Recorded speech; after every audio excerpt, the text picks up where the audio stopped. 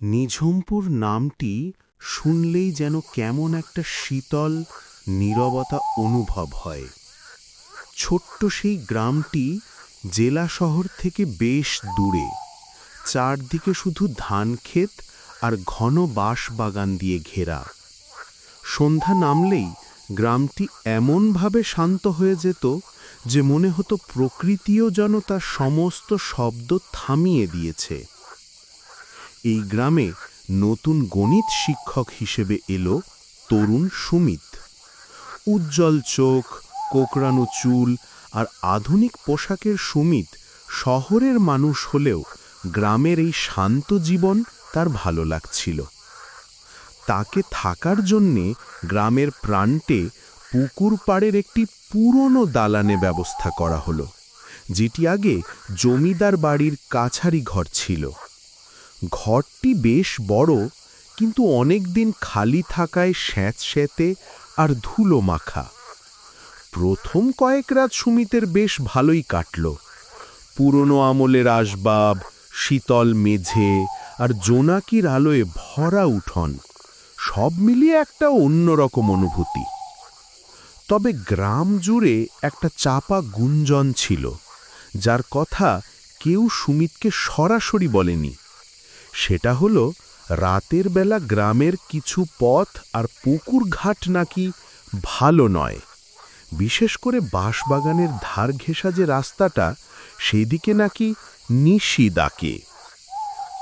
একদিন রাতের খাবারের পর বৃদ্ধ মোতালেব চাচা দ্বিধা নিয়ে বললেন, মাস্টার সাহেব, আপনার ঘরটা তো পুকুরের ধারে, রাত বিরাতে ভুলেও যেন একা পুকুর ঘাটে যাবেন না, আর যেই ডাকুক দরজা খুলে কখনো সাড়া দেবেন না।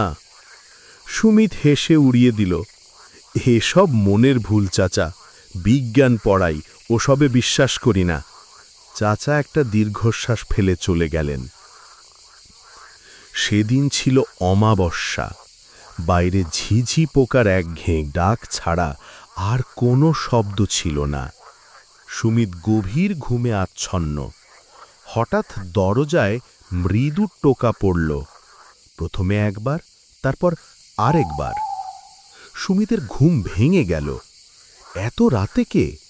তিনি ঘড়ির দিকে তাকালেন, রাত ঠিক 2:10। কে? সুমিত গলা চড়িয়ে জিজ্ঞেস করলেন।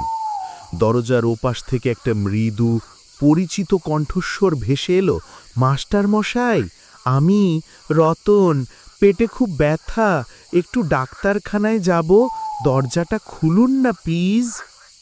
রতন ছিল সুমিতের ক্লাসের এক নিরীহ ছাত্র। সুমিতের মনে কোনো দ্বিধা নইল না, ছাত্রের বিপদ, দরজাটু খুলতেই হবে। সুমিত বিছানা থেকে নামলেন। পা বাড়াতেই মোতালেব চাচার কথা মনে পড়ল, যেই ডাকুক কখনো সাড়া দেবেন না। কিন্তু রতন যে বিপদে। সুমিত দরজার খিল খোলার জন্য হাত বাড়ালেন।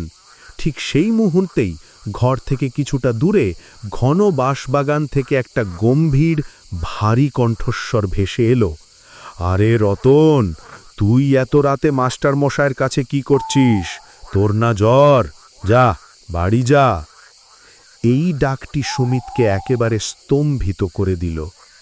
রতন তো দরজার ওপাশেই, তাহলে বাঁশবাগান থেকে কে ডাকল? দুটো কণ্ঠস্বরই অচেনা নয়।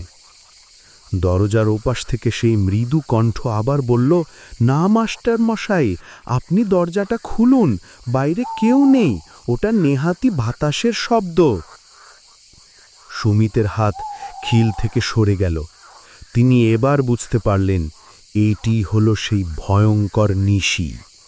গ্রাম বাংলায় প্রচলিত আছে যে নিশি হলো এক ধরনের অশরীরী, যা গভীর রাতে অত্যন্ত পরিচিত মানুষের গলায় ডেকে মানুষকে ঘর থেকে বাইরে টেনে নিয়ে যায়। একবার বাইরে গেলেই আর ফেরা যায় না। সুমিত দাঁতে দাঁত চেপে চুপ করে দাঁড়িয়ে রইলেন। দরজার ওপাশে রতনের কণ্ঠস্বর ক্রমাগত তাকে বাইরে যাওয়ার জন্য অনুরোধ করতে লাগল।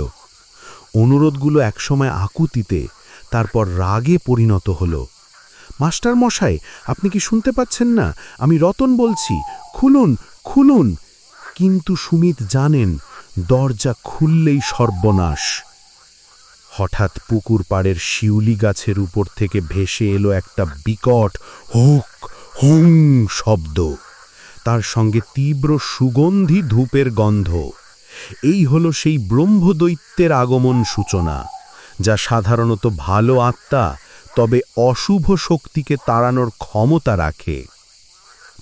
গ্রামের লোকেরা বিশ্বাস করত পুরনো কাছারি ঘরের কাছে একটা বেলগাছে একজন সৎ ব্রাহ্মণের অতৃপ্ত আত্মা বা ব্রহ্মদৈত্য বাস করে, যিনি কেবল বিপদেই সাড়া দেন।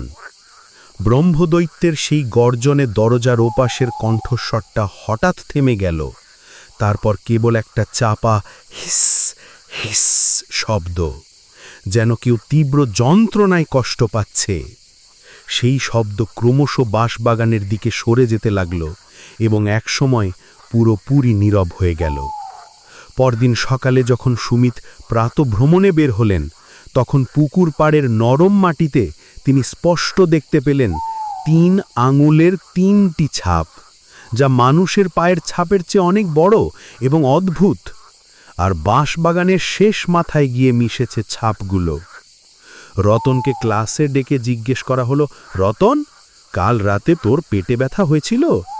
রতন অবাক হয়ে বলল, না স্যার, আমি তো কাল রাতে ঘুমিয়েছিলাম।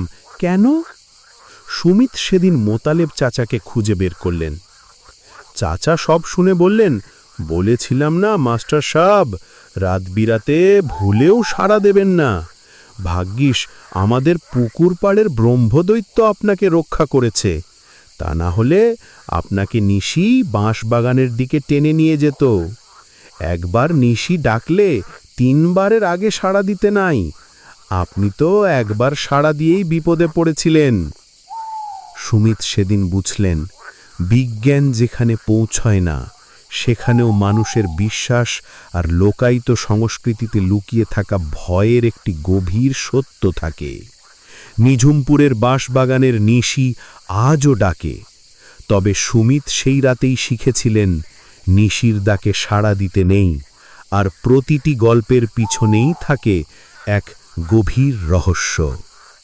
জীবনের জটিল পরিস্থিতিতে আবেগ বা পরিচিত কণ্ঠস্বর শুনে দ্রুত সিদ্ধান্ত না নিয়ে সবসময় সতর্কতা ও যাচাই করার মানসিকতা বজায় রাখতে হবে।